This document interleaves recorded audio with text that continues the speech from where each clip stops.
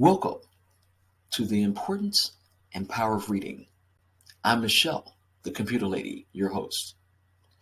During some awful dark times in America, Black people were denied the ability to read, to learn how to read, to write, or to even own books. And that has hampered our communities up until this day. Now we're going to have important conversations about the importance and power of reading. Hi, everybody. Welcome to today's new segment on the importance and power of reading. I have a phenomenal woman guest. Everybody, I want you to welcome PhD candidate Ashley Foye. How you doing, Ashley? Hi, Michelle. I'm well. How about yourself? I'm having an amazing day. Came off a win last night. My show has won the top show of 2023 on the Pick TV network, so we're just having an Awesome. amazing time. Now, Ashley, would you tell everybody where you're from and a little bit about yourself and some of the things that you're doing, please? No problem. So, again, my name is Ashley S. Foye. I am a PhD student at Rowan University in Glassboro, New Jersey. I currently reside in Philadelphia, PA. And right now, just finishing up my master's thesis. I actually just submitted 3 grants/fellowships that I'll hopefully get approved for to fund the last 2.5-ish years of my doctoral program. They are all centered around my dissertation proposal. So it's kind of like I had to do both of those simultaneously because if many of you are not familiar with research, they're only going to fund new research. So since I'm finishing up the thesis, I kind of had to work on both so I can be able to submit that proposal for the dissertation to get that funded, as well as funding, just for every typical thing within the program that I'm going to need in order to be successful and, of course, to graduate. So those are some of the things that I'm working on. I'm also doing community outreach. I do training at Courage Medicine, which is a community mental health integrated, and we actually assist people who are addicted to substances, mostly opioids, but any, controlled substance, which is awesome. And I'm also doing a lot of advocacy work in the LGBTQ community, all LGBTQ folks, but mostly the ones of color. That's my research focus. So, yeah, that's it. That is phenomenal. Thank Oh, you. wow. So, what made you go into your field of study? I love when people ask me that question because I will be 100% transparent. I am not one of those individuals who had a traditional track. So I did start out as pre-med. I just knew I was going to be a pediatrician. And as I started my coursework, I'm just like, I don't think this is for me. So I had to really take a deep dive within myself, really get to know myself, and really figure out what it is that I wanted to do. And I knew that I always wanted to help people, but I never knew to what capacity I wanted to help people. And I remember taking a psychology class, well, it was actually an honor psychology class in my senior year. And I was just like, what? I really love psychology. I want to see where this could take me.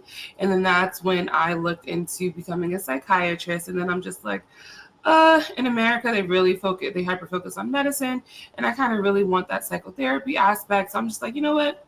Let's just go the clinical psychology route. And ever since then, I've just been doing everything that I could to get me to this journey. But it's been a challenging one, especially being a woman of color and really figuring out how to navigate the world, what spaces you will feel the most comfortable in, but then also what you need to do to really help, your community. And I knew I couldn't best serve my community without going all the way to the top and almost achieving that doctoral degree. Wow, that is absolutely phenomenal. Now, Thank you. let me ask you a question. Hmm. Did you like reading as a child or did you struggle? So I won't say I struggled because I didn't really struggle with reading, but I think because I wasn't really read to as a child, more so my mom would just buy me all these books and just say, here, have at it. I'm just like, Okay. So I think I more so gravitated towards the books about history. So I think with me, I do enjoy reading, but I feel like I only enjoy reading on topics that interest me. I've noticed growing that there are people who just love to read and they can literally just read anything. I can start reading, and if I get easily bored, I don't want to read that book anymore. So I'm going to naturally gravitate towards the books that interest me. So I will say that in my home, reading wasn't huge, but I guess my mom tried to introduce me to reading in the best possible way that she could.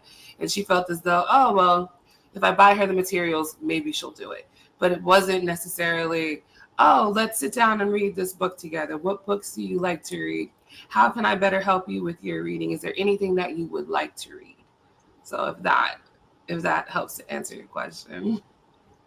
So your parents didn't read to you. Um, Not that I find that strange because I've run across parents that their parents didn't read to them because maybe there was a literacy problem, or maybe they felt ashamed on the way their voice sounded, or sometimes they were teased as children if they were slow learners. Hmm. So now that your mom bought you all those books, who gave you the impetus to get into the reading? Because just having books around is one thing, but getting really interested in your study. So, who was your major influencer on this reading journey? I'll be honest. I don't think I had anyone in my close inner circle, family wise, but I will say I did have a writing teacher who was African American. God rest her soul. She just passed away, I think, like a few months ago. But she was in her 90s, so she lived well. She lived well, but she really pushed the emphasis on reading as a Black woman, especially her being a Black woman. And she, would say, even if there's books that you don't particularly care for, just find the books that you care for and read those books. And like I said, I think I started gravitating more towards the history books. Like, I know my mom subscribed me to a Black History Month reading collection, and I think I actually still have those books from when I was a child. But it was books on like Martin Luther King Jr., Jackie Robinson, Coretta Scott, Rosa Parks. So it was just like after reading those books, I think it gave me more so of that catapult jumpstart to like kind of want to read other books. But I will say I was also a very, very big sports kid. So I played basketball. I was a prima ballerina. Like I did a lot. Yeah, I did a lot in the sports realm. So I think that kind of also took away from my reading, but I would find myself naturally wanting to read when I got tired of watching TV or I didn't want to be around a lot of my friends. So I was just like, what else is there that I could do outside of my favorite thing, which was listening to music, which I believe can also be very informative, but it's still not the same as reading literature. And I realized how important that was when I started my doctoral program because I didn't realize how much reading you do in graduate school. It's nothing like undergrad. So I will say having that small foundation did give me kind of a leg up, but I've also seen people in my program who struggled who didn't read as much as children. And it's just like, now you have to read all these research articles. Now you have to read all these grants. And it's just like, it's a lot and they're not able to do it at an efficient pace. So now they have to like build up that pace in order to be able to work in the lab and to be successful as a PhD student. I, that is one of the reasons why I wanted to make sure that for those that are planning on going to grad school, for those that are planning on doctoral Mhm. ambitions or aspirations, that's why reading is the cornerstone of where you're going in your life. So thank you so much for that. Mhm. Now, do you have or do you remember any of the books that you liked as a child? Any one of your favorite, anything that just grabbed your heart and makes you smile when you think about it? Yeah, so I had a Black History book, well, two on Lena Horne and Josephine Baker. And I think I gravitated towards those books because, of course, they were renowned Black women, but they were also renowned Black women dancers who were also advocates for their community and also just had like this elegance about them. So I'll say those two were my favorite. And then I also gravitated towards like small books, like, like the Harry Potter collections and things of that nature. But I'll say my two favorites have to be the Lena Horne and Josephine Baker biography books that I've read. Those are great books. I Mhm. love Lena Horne. Mhm. Grew up not with her, but in her in my life. One of my parents' favorites, and I Nice. remember watching her. And so, always so elegant, always so poignant, and Yes. always a tireless advocate for the Black community. So Yes. well done, well done. Now, do you remember what age you were when you started reading? Hmm. I'll probably say around 5 or 6. I think prominently around 6 years old is when I really got into reading. And it more so started off as like the highlight magazines that we would like get from school. So I used to love those. Also, I don't know if you could really call this reading, but the I Spy book. So you did read a little bit, but more so trying to find certain things. I guess I started with those books, and then that's when I started to gravitate towards more, what can I say, more lengthier books, I guess. I'm not sure how to really describe it, but with now you're reading chapters and actual paragraphs, not just 4 or 5 sentences on a page, if that makes sense. Oh, absolutely. That's what we do, the natural progression from children's books, picture books, into Hmm. chapter books, and then you get into more literature and more adult books. Exactly. I love it. I love it. I love it. Well, you know the time here goes fast, and Yeah. we have to take a small commercial break. We're going to be right back with my guest, Ashley Foye, PhD candidate, right Thank you. here on the importance and power of reading. Everybody stay tuned. Are you a company, business, or service that believes in social responsibility? Would you like to make a positive impact? You can. You can sponsor this program and be seen by 2 million viewers on the PIC TV network. Call 770-367-1268 for more information today. Since 1877, Jackson State University has been training students for a life of service and leadership to impact our global society. Ranked among the best HBCUs in the country, Jackson State University offers 47 undergraduate, 37 master's, 1 specialist, and 13 doctoral degree programs. Whether you're interested in the arts, education, public health, the sciences, or business, we're here to take you from ready to JSU ready. Visit jsums.edu and apply today. Welcome back to the importance and power of reading. I want to just take a moment, and this is one of the books that I've been reading. It's called The Color of Money: Black Banks and the Racial Wealth Gap. It's a really good read, and it talks about how we lost so much wealth due to the theft of our monies. That's my recommendation. Now, back to the show. I have a wonderful PhD candidate, Miss Ashley Foye. Ashley, you're phenomenal. You're in graduate school and you just finished your master's thesis. That is absolutely astonishing. Now, I've got some other questions to ask you. Number one, what are you reading now for enjoyment? And what books would you recommend to some young people out there that's watching this program? Okay. So I will put this small little disclaimer out there. I have a lot of books that I'm reading right now for enjoyment slash research, but it's taking me a little time because I work full time in the lab. I'm also an adjunct professor, so I always do a lot of reading for this program. But when I'm not doing work, I am deep diving right now into Hood Feminism by Mickey Kendall, which is amazing. And it talks about the feminist movement, but the people who were left out, i.e., Black women. I am also reading an analogy of Black lesbian thought, Mouths of Rain, which is amazing. I highly, highly recommend this book, especially if you are a queer, bisexual, or Black lesbian. It's amazing. I actually read a good portion of this for my master's thesis, and I'm also taking work from here for my dissertation as well. And one last book that I read recently that was really, really good, and I highly recommend that all African American people read this book, and it is called Post Traumatic Slave Syndrome by Dr. Joy DeBry. I'm sorry if it's like going in and out, but this book is absolutely phenomenal. We actually read this during Afrocentric Reading Group, which is a reading group that my lab hosts. And if anybody is interested, feel free to shoot me an email. I can definitely send that over to Michelle. Any and all are welcome. That is absolutely astonishing. Now that you shared some of this reading with us and some of the things that you do, I want to ask you, as a professional Mm-hmm. and as an educator, how important has reading been on your success? How has it shaped you and shaped your career? Reading is so important.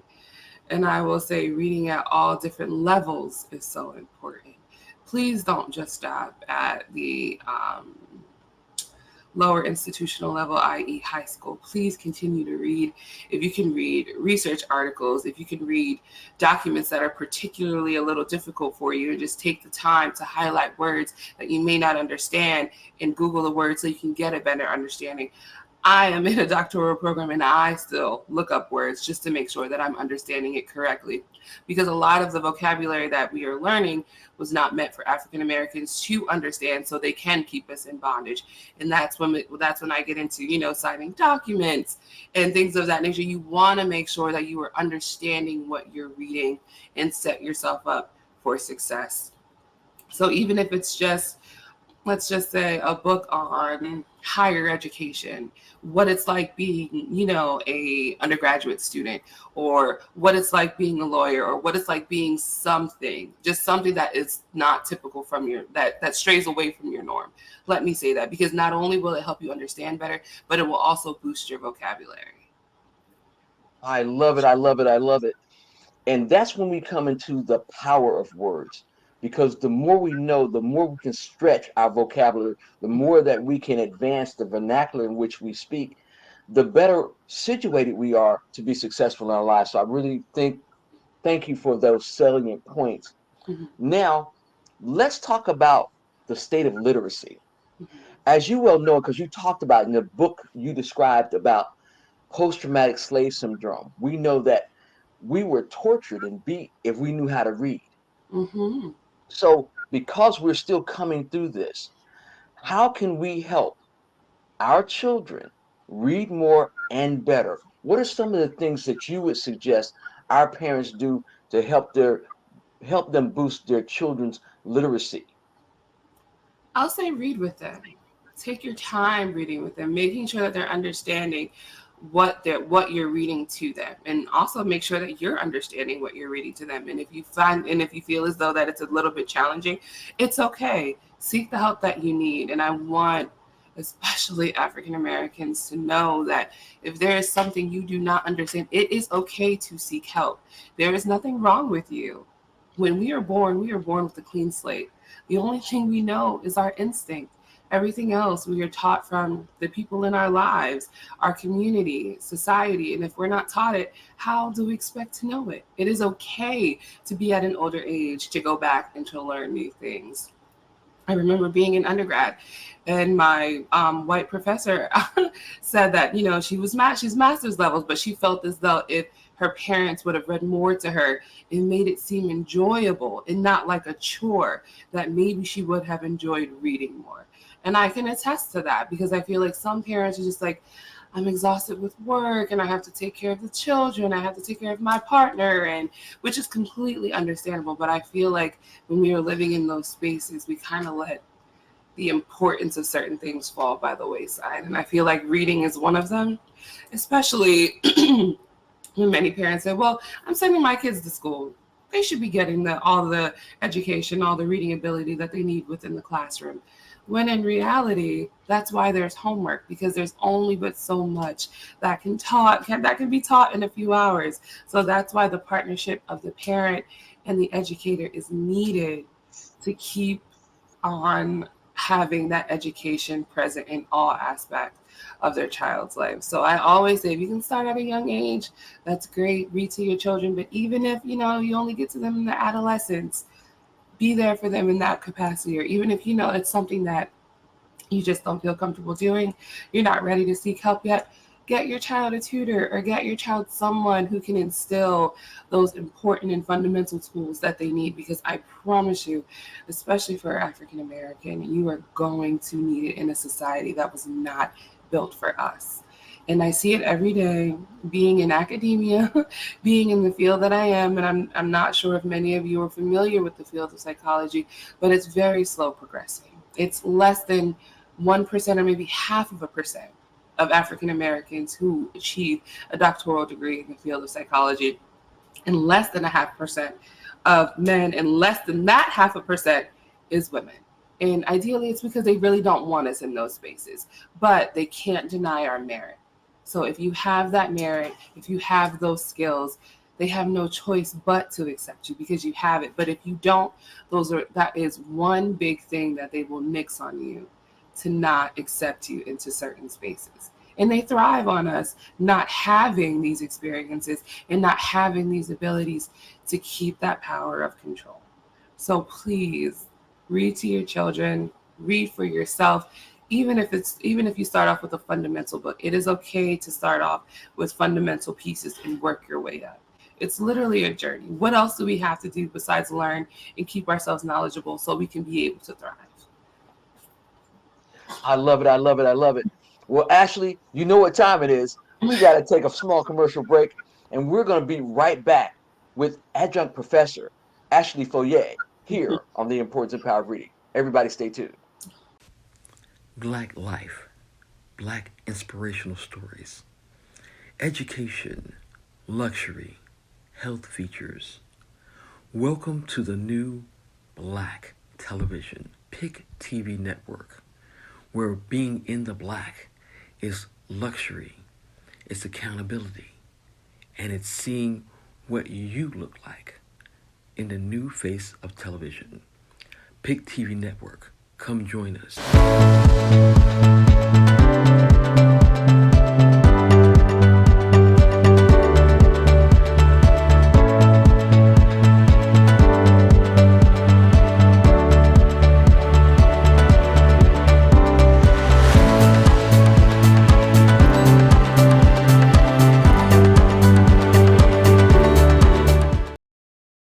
Welcome back to The Importance and Power of Reading.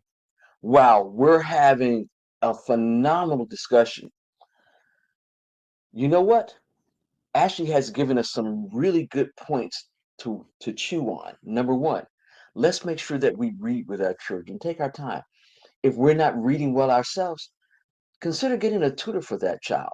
But whatever you do, make sure that they have access and they learn how to read, and they're reading at all stages so they're successful in their life.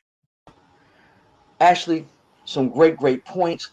Now, I'd like to ask you, what do you think the state of literacy is among our children, our adolescents, and our adults? And if we're not where we need to be, how can we get there? Can you give us some pointers, please?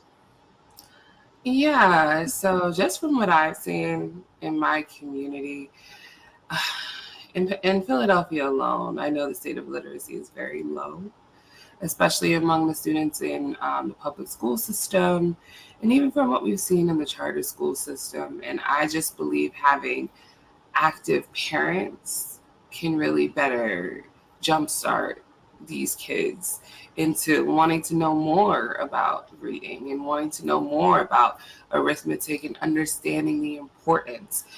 And I sometimes feel like even the parents really don't understand the importance of reading, literacy, arithmetic, science, and how far it can take us.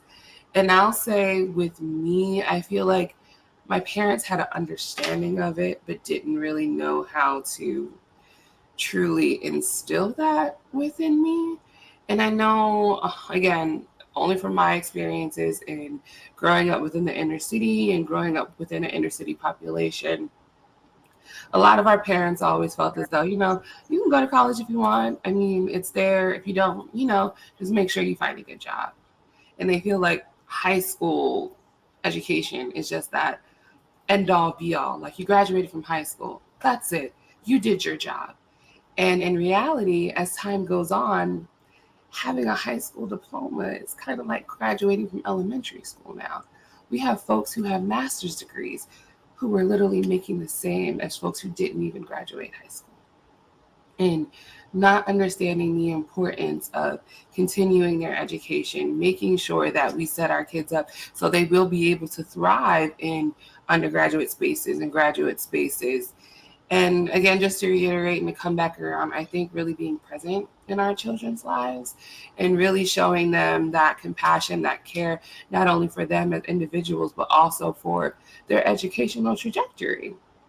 And I will say most of where I've gotten myself today is because I saw what was out there and how I just had a desire for more. Like, I'm not saying anyone who chooses a certain path for them is not great, because if that's the choice that you feel as though is best for you, please take that choice. But I just knew for me and the community that I came from, I won't be able to better, again, help my community if I don't go all the way up, again, to that doctoral degree and show people that this can be achievable for people who look like you. It is cool. It is great to be able to achieve certain things in this realm. And you don't have to succumb to just what you feel as though your norm is or what you see around you. There's a great big world out there. But again, that starts from at home. Of course, children can see that in school, but if they're not being taught that at home and being showed that at home, they're going to go with what they see in their everyday lives. And some people or some children may start to get it as they grow and see, hey, I see how my parents lived. I see how my cousins lived, my aunts and uncles. It was great for them, but I don't think that's a road that I want to take for me. So you know what? Let me go ahead and navigate this way in a way that I feel as though it's best for me. But again, that's coming from their own perspective, not a learned perspective, if that makes sense. Not something that was taught from their parents, not something that was taught from people around them, more so something that they had to realize on their own because they could see where they were heading and it just wasn't a direction for them. So again, I love it. I love it. Yeah, it makes sense. Now, so since we're talking about the state of literacy mhm, and we're talking about parents being engaged, so parents out there, engagement means come home, take even if it's 15 or 20 minutes, read a book with that child, sit down, and not only read it, have them read it back to you. mhm, Ask questions. Talk about what's going on.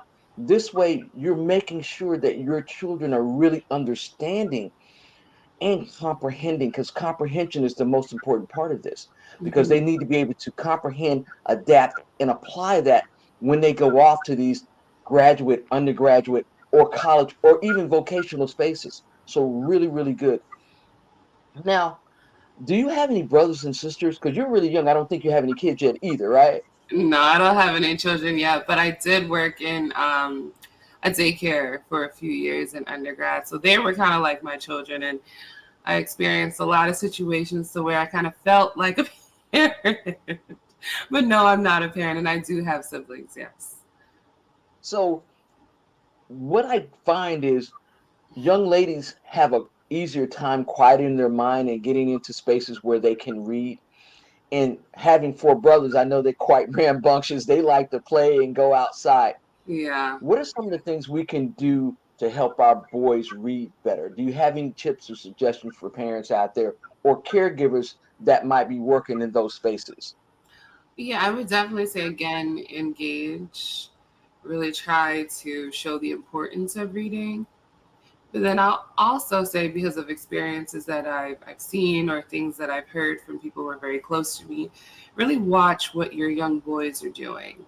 And if they're not necessarily doing favorable things, try to make sure you can find more of a positive outlet for them. So I know my mentor stated that he became a really big reader when he was younger because he was bullied. And he found himself going into his own space at home and really reading and using that as his safe space.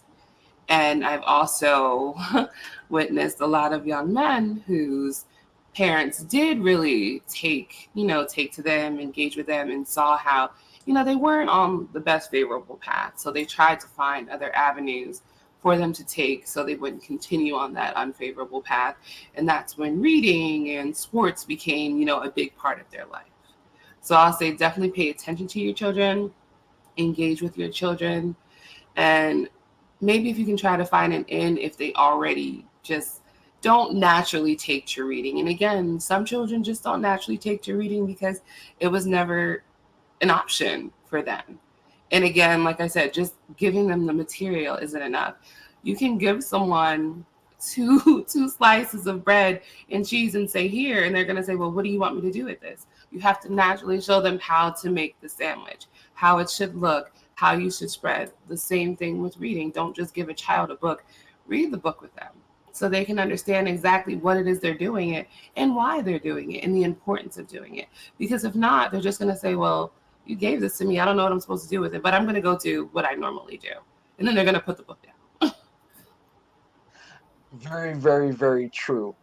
Now, let's talk about STEM, science, technology, engineering, and math, because you're in the sciences, you're in the science of the mind. Mhm. Well, my thing is, I love STEM, I'm in STEM as well. How can we get our kids interested in STEM? How can we get our young people to gravitate towards STEM and know that STEM can elevate their lives? It can be a successful career path or even a business. And how can we do some everyday STEM things? Come on, Professor, tell us something.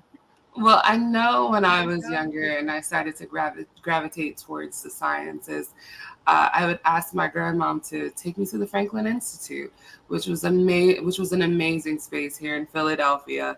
I would also tell her to take me to museums, and we would get like these like little, I guess like the book store or pop-up book stores. I can't remember what in like elementary school, and I would see like all like these like science projects that you can do at home, and I would ask her for them. She's like, okay, yeah, we can do those together. So I would definitely say start there. I actually have a friend who is in STEM. She's actually a chemist and she has two young daughters. And I always give her praise because every time I turn around, you know, she's buying them like science kits. And her mother is like a knitter and like knitted the baby. Oh my God, like a lot of like the flutes and chemist utensils to like get them familiar with STEM. But of course, she is a chemist, so of course, there's more of a connection there, but things of that nature. And again, it starts with parents understanding the importance of it. If they don't know the importance of it, they won't be able to extend that to their children. Oh, that just made my heart warm because that is the absolute truth. Mm-hmm. When kids have representation, it's Yeah. so much easier.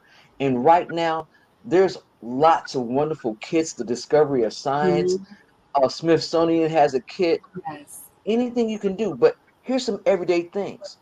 Take out the measuring cups, Mm-hmm. measure the flour, measure the sugar when you're cooking. Talk about ingredients, all science, how plants grow. Mm-hmm. What about photosynthesis? What about what is chlorophyll? How is grass green? Just little things. Everyday science will get your children interested in STEM. And no, you don't have to be a professor, but if you do these wonderful little things, you'd be surprised how much you open Mm-hmm. up a child's mind. Yes, I agree. Ashley, you have been a wonder and a joy. Tell everybody a little bit more about yourself and how they can reach you if they want to talk about some of the fields that you're interested in, or just some tips and tricks that you can give them on their journey in the science of the mind and psychology. Yeah. So my research interests include adverse childhood experiences within the African American and the African American LGBTQ population. And adverse childhood experiences is just a big old fancy term for childhood trauma, which I study again within the African American hetero population as well as the African American LGBTQ population. If anybody would like to reach me, you can definitely shoot me an email at FOYEAS38 at rowan.edu. I am always here to collaborate, help, give tips, anything that's needed. Because as I told Michelle before, I am a very non-traditional learner. My trajectory did not start as soon as I graduated from high school. So I did take my time to get to where I am. But I did say I wanted to get my doctorate degree well before I got into my 30s, which I am on my way to doing so.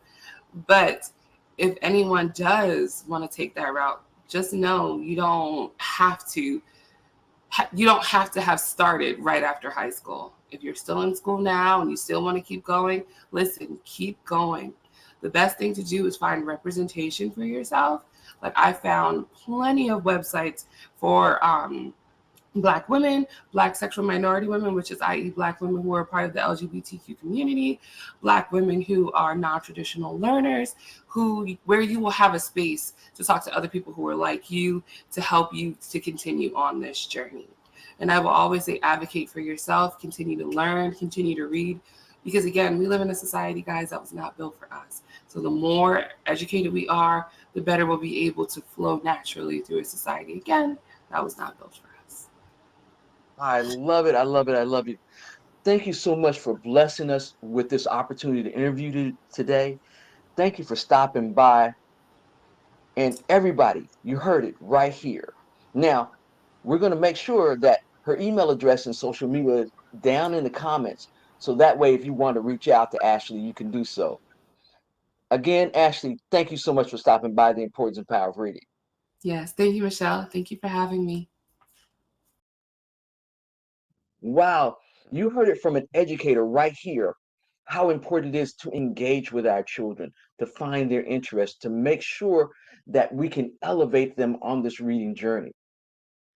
Parents, caregivers, the village, our children's success is up to you. Thank you for stopping by The Importance and Power of Reading. See you next week. You know what's going on in our society, book banning, and over 38 million children don't have books in their homes. Join me for some exciting segments as we talk about the importance and power of reading with my guest, Mr. Alan Williams, producer of Sip and Talk with Freema and football player on the PIC TV network, Channel 1000.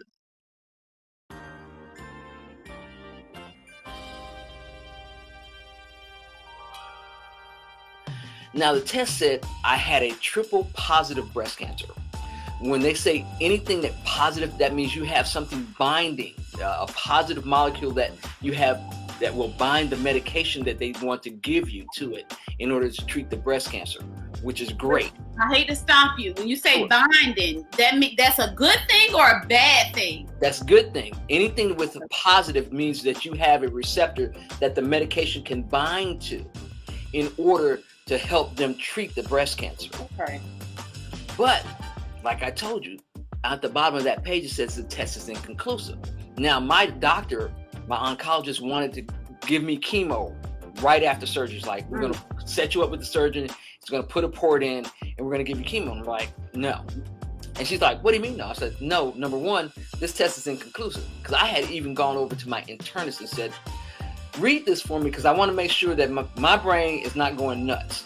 Right. When we read, it's like, it says inconclusive. So there is a test called the Oncotype DX test. And so with the Oncotype DX test, they can pinpoint the type of cancer you have. So they sent the tumor for the Oncotype DX test. Well, it came back that my tumor was estrogen receptive only. Let me stop you really quickly. Now, is this a type of test that if we don't know that they can do this, that they won't do? Or this is something they automatically do to determine they don't? The thing about it is, unless you ask for it, you won't get it. That's why you have to advocate for yourself. That's why I was telling you, I did that 70, almost 80 hours of research to see what I had in front of me, and also what the medications that I would be taking or something they would give me depending on what type of cancer it is, what my choices were.